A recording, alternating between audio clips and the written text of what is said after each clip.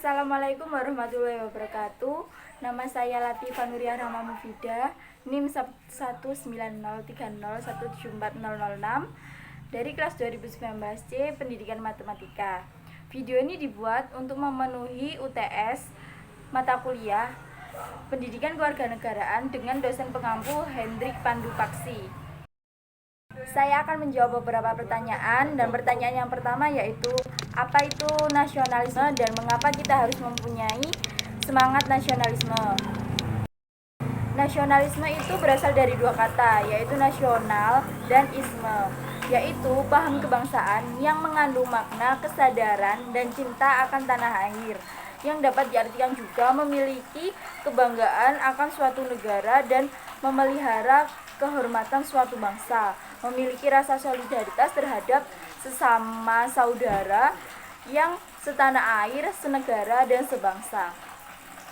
Perlunya jiwa semangat nasionalisme dibangkitkan itu agar terciptanya cinta akan negara serta bangga akan negaranya. Sangat diperlukan juga di era yang sekarang ini, baik dari diri kita, dari lingkungan, masyarakat, sekolah-sekolah, dan universitas, serta pemerintah untuk mensosialisasikan kembali semangat nasionalisme ini, karena perlu kita pahami itu bisa jadi modal untuk persaingan dalam hal global, serta zaman boleh berubah, namun jiwa nasionalisme harus tetap ada. Jelaskan perbedaan antara bangsa dan negara. Banyak pihak yang memahami bahwa bangsa dan negara adalah dua kata yang saling dapat menggantikan satu sama lain. Namun nyatanya itu tidak, karena dalam berbagai aspek terdapat perbedaan antara negara serta dan bangsa. Contohnya yaitu dari unsur pembentuknya. Kalau unsur pembentuk dari suatu bangsa yaitu sekelompok orang yang memiliki kesamaan yang sama. Contohnya ras, agama, serta hal lainnya. Jika suatu negara itu unsur pembentuknya sekelompok orang yang menempati suatu wilayah di mana diatur oleh pemerintah serta memiliki hukum dan pengakuan dari negara lain. Dan selanjutnya itu perbedaan di hukum yang berlaku di suatu bangsa dan negara. Jika di suatu bangsa itu hukum bersifat privat dan hukum berlaku hanya seperti adat istiadat serta budaya yang dimiliki oleh bangsa itu sendiri. Sedangkan kalau di negara, hukumnya itu bersifat mengikat pada diri suatu negara serta mengikat untuk masyarakatnya, dan sifat dari negara sendiri itu lebih bersifat mengikat daripada sifat suatu bangsa. Pertanyaan ketiga yaitu apa fungsi konstitusi bagi suatu negara. Terdapat banyak fungsi konstitusi bagi suatu negara, yaitu yang pertama, konstitusi berfungsi sebagai sumber hukum tertinggi pada suatu negara. Yang kedua yaitu konstitusi berfungsi sebagai alat pembatas kekuasaan. Konstitusi berfungsi sebagai identitas nasional dan sebagai lambang. Konstitusi berfungsi sebagai perlindungan hak warga negara atau hak asasi manusia bagi warga negara di suatu negara. Ya, selanjutnya, benarkah bahwa hukum itu tajam ke bawah dan tumpul ke atas? Menurut saya itu hal tidak benar, karena menurut banyak referensi tidak ada yang menjelaskan bahwa hukum tajam ke bawah dan tumpul ke atas.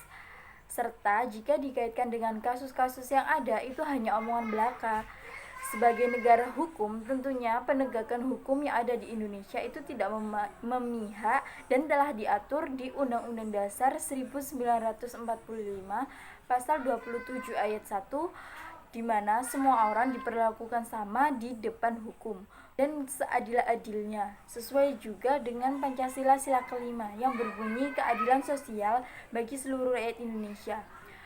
Hal ini sangat jelas bahwa seluruh rakyat Indonesia berhak mendapat keadilan tanpa terkecuali. Jadi pandangan hukum tajam ke bawah dan tumpul ke atas hanya opini dari masyarakat saja yang merupakan bukti dari ketidakpercayaan masyarakat terhadap hukum yang telah dijalankan oleh pemerintahan Indonesia.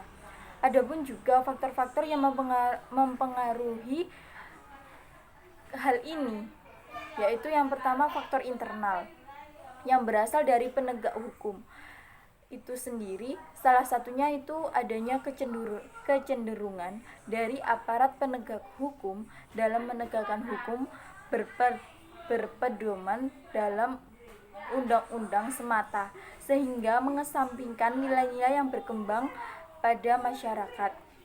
Selanjutnya terdapat faktor eksternal, yaitu berasal dari luar penegak hukum. Misalnya, ketika terjadi peristiwa hukum, adanya kecenderungan masyarakat yang menyelesaikannya dengan caranya sendiri. Pertanyaan terakhir, mengapa hukuman mati tidak termasuk kategori pelanggaran HAM? Hukuman mati tidak selalu melanggar HAM. Tentu telah ada hukuman mati atau pidana mati yang telah diterapkan di Indonesia dan diterapkan juga di beberapa negara. Dan sepengetahuan saya, hal itu jika di Indonesia sendiri diterapkan untuk kasus yang termasuk pelanggaran yang berat. Contohnya itu pembunuhan berencana, mutilasi, kejahatan genosida, dan korupsi. Bahwa ada pemikiran bahwa hukuman mati merupakan pemikiran yang salah. Jangan melihat dari satu sisi saja, di mana letak keadilan bagi korban atau pihak yang dirugikan lainnya, terutama korban yang tewas karena kejahatan luar biasa tersebut. Di mana letak keadilan bagi keluarga yang ditinggalkan? Bukankah itu juga merampas hak hidup korban? Di mana letak keadilan walaupun tersangka dipenjara seumur hidup, bahkan banyak terpidana narkoba justru jadi bandar di dalam sel. Hukuman mati itu tidak selalu melanggar HAM, dan hukuman mati bukanlah merampas dan mengambil hak hidup tersangka dari Tuhan. Ya, sekian dari saya. Kurang lebihnya mohon maaf. Wassalamualaikum warahmatullahi wabarakatuh.